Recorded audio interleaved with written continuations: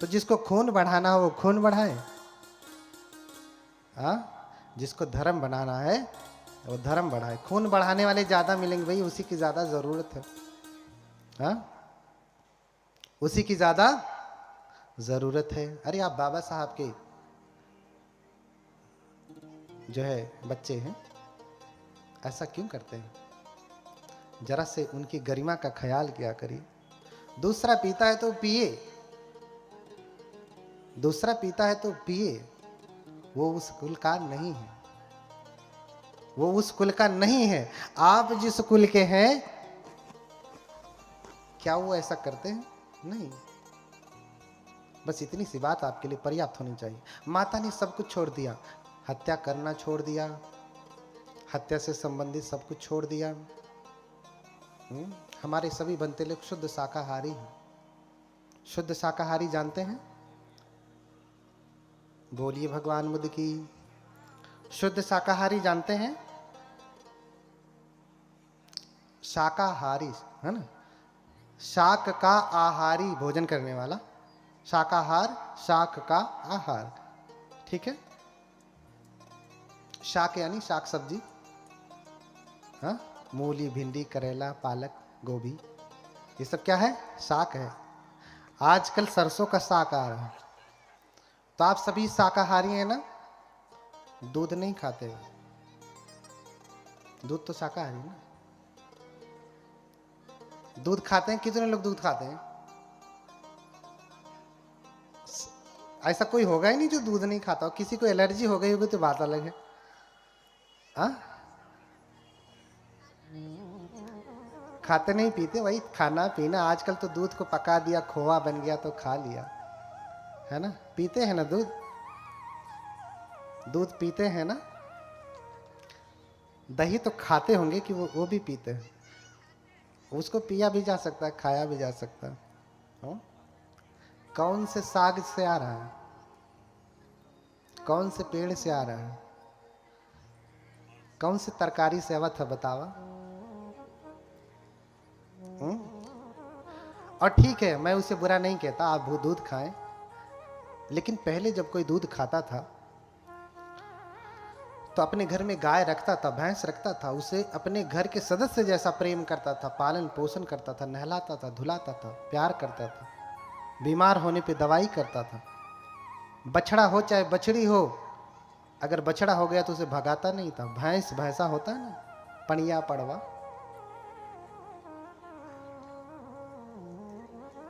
हाँ, तो लड़की हो गई तो रख लिया, लड़का हो गया तो भगा देते थे।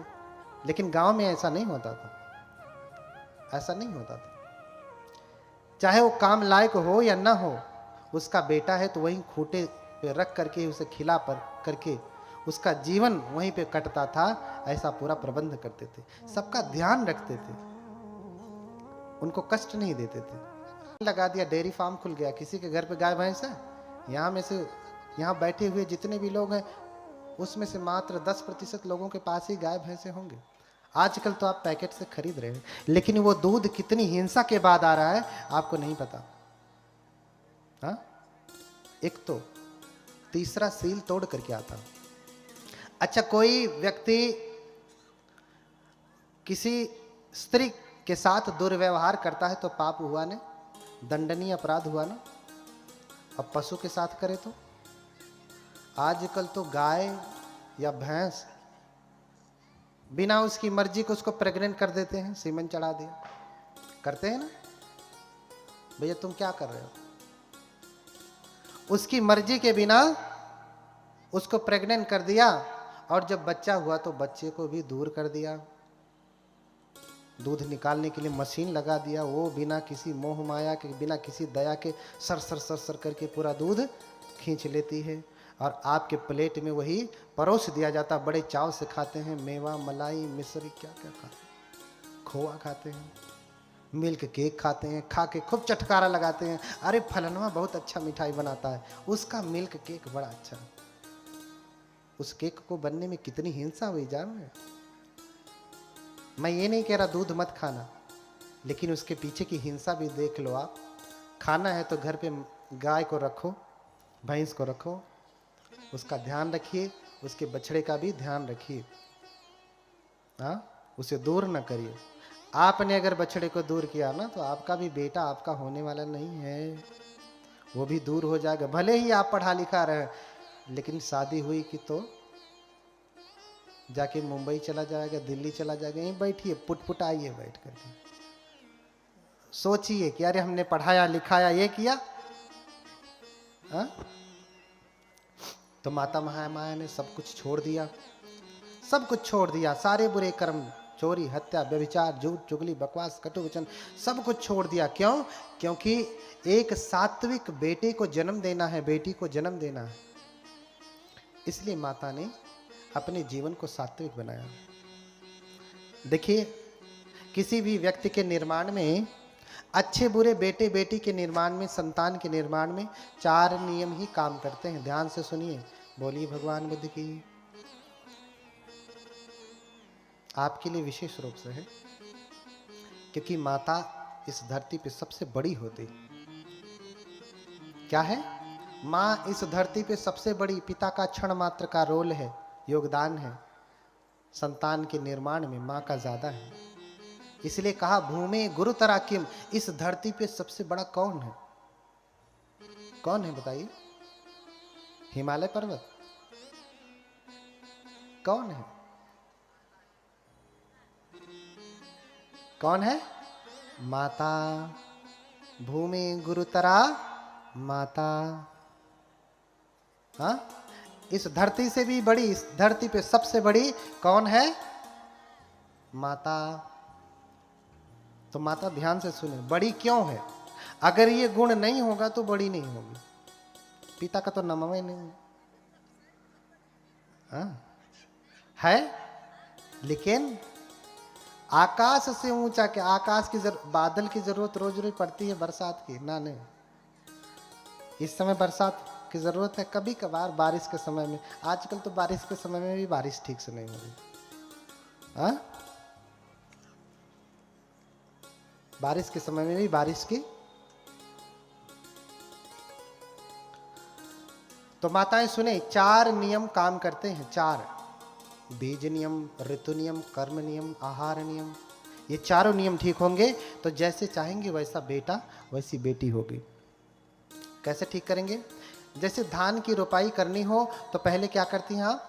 तैयारी करती हैं कि पहले ही जिस दिन मन किया बीज उठाया जाकर के छिड़क दिया, ऐसा नहीं ना। धान की रोपाई का जब समय आता तो तैयारी करती हैं कि किस खेत में बीज डाला जाए। हाँ, उसको बहुत सुंदर बनाया जाता है, बहुत बढ़िया कंकड़ पत्थर रहित बनाया जाता है। ध्यान से सुनिएगा, क्यों बेटा बिगड़ जाता है, क्यों बेटी बिगड़ जाती है, क्यों जंगाली पैदा हो जाता है, क्यों संत नहीं पैदा होता आपके गर्भ से। सब कुछ करने वाले आप हैं। हमारे वैज्ञानिक लोग कहते हैं कि अत्ता ही अतनो नाथो कोई नाथो परोसिया। बुद्ध कहते हैं आदमी अपना स्वामी है ना। और यही सारे लोग डंके की चोट पे जहां खड़े हो जाएंगे वहां कहेंगे बुद्ध ने किसी को स्वामी नहीं कहा, इस संसार का कोई स्वामी नहीं, मनुष्य अपना स्वामी है। तो तुम बताओ, तुम स्वामी हो तो तुम्हारा बेटा तुम्हारी बात मानता है? हाँ, जो सीना ठोक के कहता है उसमें से अकादे होंगे 100 में से जिनका बेटा मानता होगा, बेटी मानती होगी, पत्नी मानती होगी। कोई मानता है? नहीं, कोई नहीं मानता। 4 नियम काम करते हैं। क्यों? पहले तैयारी होती है, फिर बीज डाला जाता है, उसके बाद जब समय आता है तो खेत की जुताई करके, बारिश होती तो बारिश के पानी से, नहीं तो ट्यूबवेल चला करके लोग खेत में धान रोपते हैं ना। और रोपने के बाद भी क्रिया खत्म नहीं होती। बहुत संक्षिप्त में बता रहा हूं क्योंकि आगे चलना है। उतने से भी काम खत्म नहीं होता। जब धान रोप दिया आपने तो धान के साथ साथ घास भी आती है, उसकी भी निराई गुड़ाई करनी पड़ती है, खाद डालना पड़ता है। ज़्यादा घास है तो घास जलाने वाली दवा डालनी पड़ती है, रोग लग गया तो रोगनाशक दवा डालनी पड़ती है। सब कुछ करना पड़ता है। तो समय आता है जब उसमें धान लगते हैं, फिर पकता है, काट लिया जाता है, पीट करके उसे फेंका नहीं जाता, कहाँ रखा जाता है? कंटेनर में सुरक्षित। वर्ष भर आप उसका सेवन करते हैं, 2 वर्ष 3 वर्ष 10 वर्षों तक आप उस धान के चावल का उपयोग करते हैं। अगर आपने चारों नियम ठीक किया, क्या? बीज नियम, ऋतु नियम, कर्म नियम, आहार नियम। बीज आपने ठीक कर लिया, खेत ठीक कर लिया, ऋतु ठीक कर लिया। ऋतु यानी इस समय में धान बोएंगे तो होगा, ऋतु सही होना चाहिए ना। और धान के समय में गेहूं बोएंगे तो, धान के समय में गेहूं बोएंगे तो भी नहीं होगा। क्यों? क्योंकि ऋतु सही नहीं है, ऋतु सही नहीं है। ऋतु नियम और कर्म जो आप कर रहे हैं, निराई गुड़ाई, ये सब भी ठीक से होना चाहिए, तब जाकर के आपकी फसल ठीक होगी। बीज अच्छा है, उपजाऊ खेत है, खेत बढ़िया है, सही ऋतु में आपने बोया है, समय पे निराई गुड़ाई किया है, खाद पानी दिया है, तो कोई ऐसा कारण है कि फसल खराब हो जाए? बोलिए, कोई ऐसा कारण है? नहीं। अगर सारे नियम ठीक हैं तो फसल अच्छी अपने आप होगी ही, उसे कोई रोक नहीं सकता, उसे कोई नहीं रोक सकता। कभी कभार ही आपदा आती है, अपवाद हर जगह है, कभी कभार आती है, बाढ़ आ गया, सूखा पड़ गया, बात अलग है, लेकिन हर वर्ष नहीं होता ऐसा। हर वर्ष तो अच्छी फसल होनी ही है। लेकिन ये कौन सा बेटा है जिसकी फसल अच्छी नहीं हुई? अगर किसान ठीक से खेती करता है तो फसल अच्छी होती, पैदावार बढ़िया होती, लेकिन आपकी पैदावार अच्छी नहीं हो रही। कारण क्या है? कि आप तो तैयारी नहीं करते और फिर तैयारी से बच्चे को जन्म नहीं देते। हाँ, माता महामाया ने, मैंने कल बताया कि तैयारी करती हैं, बच्चा नहीं हो रहा है तो वो पूरा तैयारी कर रही हैं, सील का पालन करती हैं, उपोषित व्रत रखती हैं, सारी बुराइयों को त्यागती हैं। क्यों? क्योंकि वो किसी बोधिसत्व को जन्म देने वाली हैं। जो भी आए मेरे गर्भ में कोई महापुरुष ही हो, ऐसी कामना है, कोई राजा ही हो, ऐसी कामना है। तो तैयारी कर रही हैं, बहुत समय बाद उनको बच्चा हुआ, संतान हुई, तैयारी है। और जब से गर्भ में आए, माता ने सारे व्यसन छोड़ दिए। 8 महीने, 9 महीने, 10 महीने हो गए। क्यों? यहां तो कोई तैयारी नहीं होती, तैयारी नहीं होती, अपने आप खेत में बीज आ जाता है। पता कब चलता है? पता कब चलता है? वाह, कब पता चला? जब उल्टी आती है। उल्टी बहुतों को नहीं आती होगी, एकाध कोई होंगी, हाँ, 100 में एकाध अपवाद, लेकिन ज्यादातर को क्या होती है? उल्टी आती है। अच्छा, उल्टी कब आती है? जब कुछ ऐसी चीज पेट में हो जो खराब हो गई हो, सड़ गई हो। जैसे पेट में खाना खाया, सड़ रहा है, पच नहीं रहा है, तो उल्टी के द्वारा बाहर आएगा, यही ना? तो अभी ये क्या, जो अभी गर्भ में आया, 3-4 महीने का हुआ, और ये उल्टी के द्वारा बाहर आना चाहता है। क्यों उल्टी आती है? अच्छा, जब 9 महीने पूरे हो जाते हैं तब क्या होता है? 9 महीने पूरे हो जाते हैं तब क्या होता है? तब बाहर नहीं आता, फिर सीजर कराना पड़ता है, डॉक्टर के पास ले जाना पड़ता है, काट पीट करके, खींच करके जबरदस्ती उसे बाहर निकालना पड़ता है। ऐसा क्यों होता है? ये आपको संकेत दे रहा है कि ये अभी जिद्दी है, पेट से ही, क्योंकि तैयारी अच्छी नहीं हुई। बिना तैयारी के गर्भ में आ गया, आते ही अभी 3 महीना 2 महीना हुआ है, ये गर्भ से बाहर आना चाहता। वाह, जब इसे गर्भ में रहना चाहिए तो ये गर्भ से बाहर आना चाहता है, और जब 9 महीने पूरे हो जाते हैं तो ये गर्भ से बाहर नहीं आता, कहता मैं नहीं निकलूंगा, नहीं निकलूंगा। फिर डॉक्टर के पास ले जाते हैं, काटता है और फिर खींच करके बाहर निकालता, तेरा समय हो गया, बाहर निकल। ये जिद्दी गर्भ से ही है, आपको संकेत दे रहा। जब ये पेटवे में से बात नहीं मान रहा है तो बाहरवा मानेगा? मानेगा नहीं। ऐसा क्यों हुआ? क्योंकि आपने तैयारी नहीं किया। क्या आपने सच में बेटे को गर्भ में बुलाया कि अपने आप आ गया? पता नहीं कब आया, आपको पता ही नहीं चला। वो तो पता तब चला दो चार महीना के बाद, जब उल्टी आई। आपके खेत में धान खड़ा हो जाता है, आपको पता नहीं चलता। उसकी तैयारी करते हैं आप कि नहीं मुझे धान बोना, तब जाके फसल अच्छी होती है। बिना बुलाए खेत में घास जमती है, घास। बिना बुलाए गर्भ में घास जमती है, घास। बेटा नहीं, बेटी नहीं।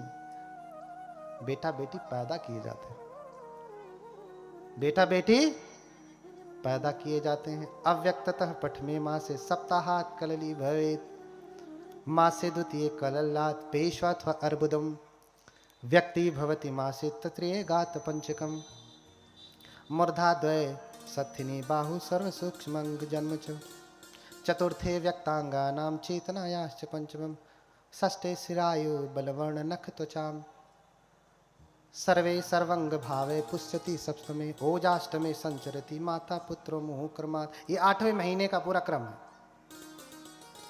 ये पूरा क्रम है जो मैंने आपको बताया। इस क्रम को ठीक करेंगे तब जा करके संतान 9वें महीने में बाहर ठीक से आएगी। तो पहले तैयारी करें, जैसे फसल की तैयारी करनी होती है ऐसे बेटे बेटी की तैयारी करें। शादी विवाह कर लिया आपने, वैवाहिक जीवन का आनंद लीजिए, लेकिन बेटा बेटी संतान ऐसे मत पैदा करिए। संतान के लिए फिर इसी को कहते हैं फैमिली प्लानिंग। फैमिली प्लानिंग का मतलब ये नहीं कि 2 ठो हो गए बस प्लान। ये क्या है? अर्थ से ही समझो आप, फैमिली प्लानिंग का मतलब क्या है।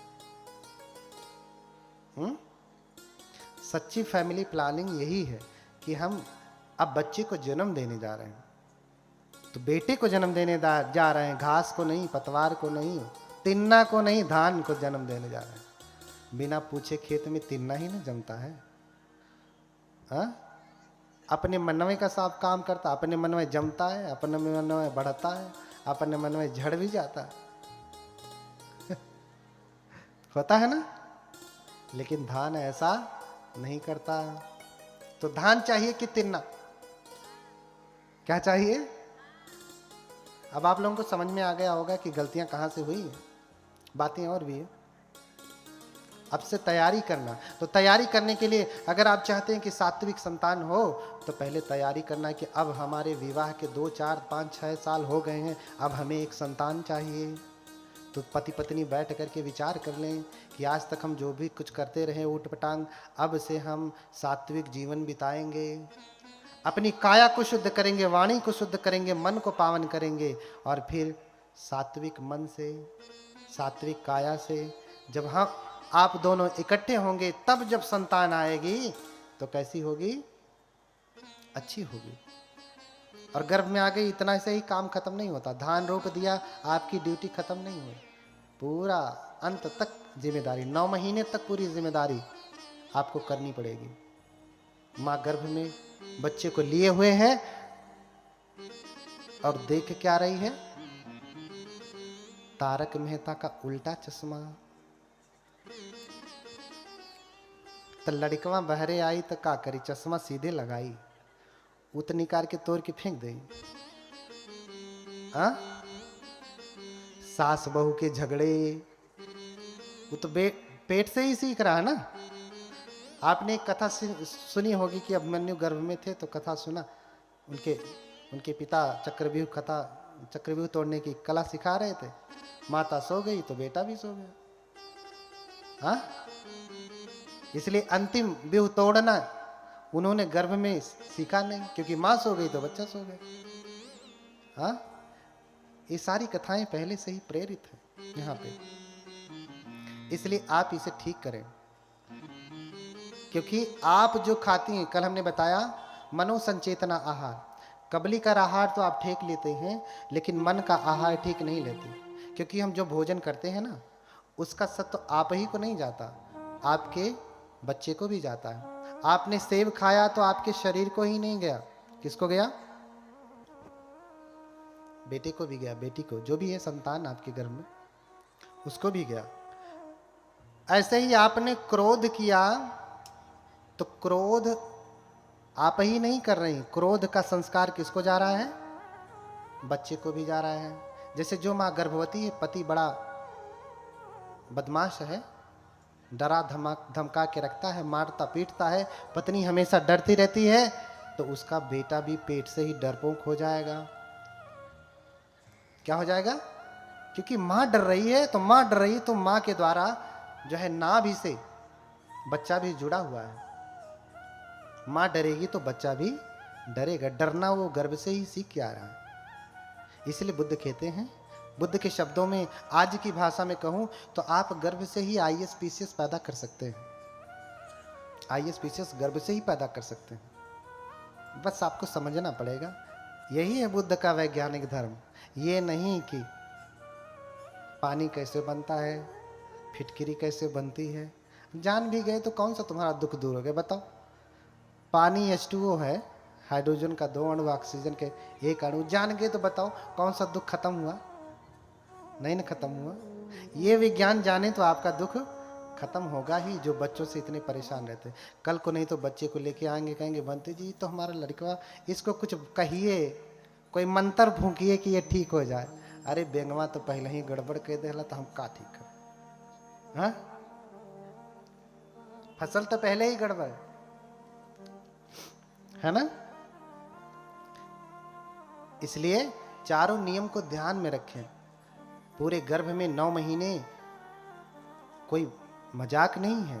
संतान को जन्म देना कोई मजाक नहीं है। मजाक करेंगे तो मजाक ही पैदा होगी। देखिए आजकल बच्चे गर्भ से ही पैदा हो रहे तो एकदम कमर हिलाने वाले। क्यों? विद्वान कम, कमर हिलाने वाले ज्यादा हो रहे हैं। ऐसा क्यों?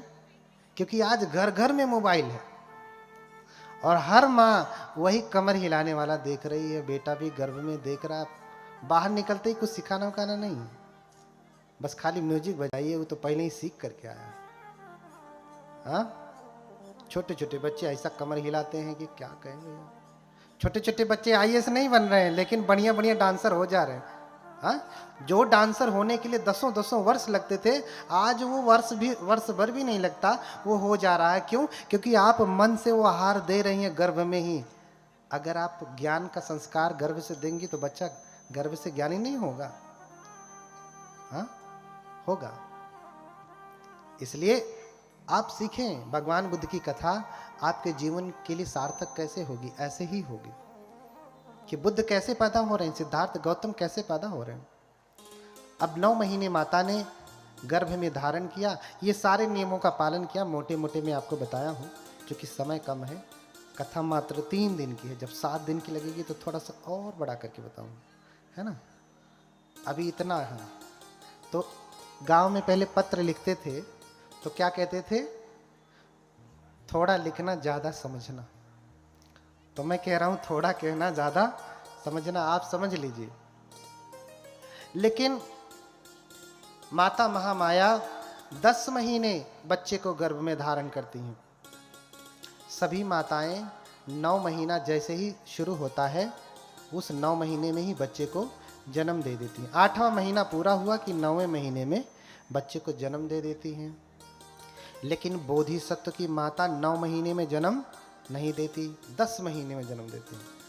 9 महीना पूरा होने के बाद 10वां महीना भी पूरा होने वाला होता है, तब जाकर के जन्म देती हैं।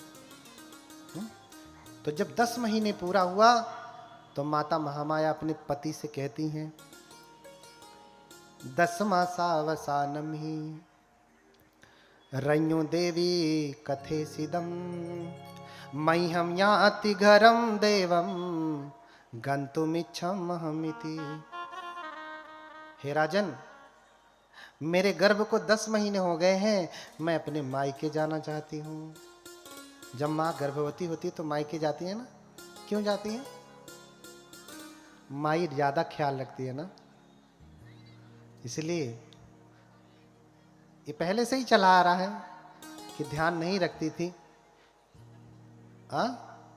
लेकिन उस समय उनकी सास भी नहीं थी, इसलिए वो अपने मायके जाना चाहती हैं। अपने मायके जाना चाह रही हैं। मह्यंयाति घरं देवम गंतुमिच्छमहमिति, मैं अपने मायके जाना चाहती हूँ। तो राजा ने सारी व्यवस्था करवा दी 10 महीने में, और पूरे साज सज्जा के साथ, राजसी सुरक्षा के साथ माता महामाया देवदह के लिए प्रस्थान कर जाती हैं, कपिलवस्तु से देवदह, क्योंकि उनका घर तो वहीं है ना। और जब जाती हैं तो रास्ते में लुम्बिनी वन पड़ता है, लुम्बिनी वन, जहाँ से हमारे परम पूज्य बनते आए हैं, लुम्बिनी से, वहीं से आए हैं। अब वहाँ बड़े बड़े विहार हैं भगवान बुद्ध के। रास्ते में लुम्बिनी वन पड़ता है तो वहाँ बहुत सारे सुंदर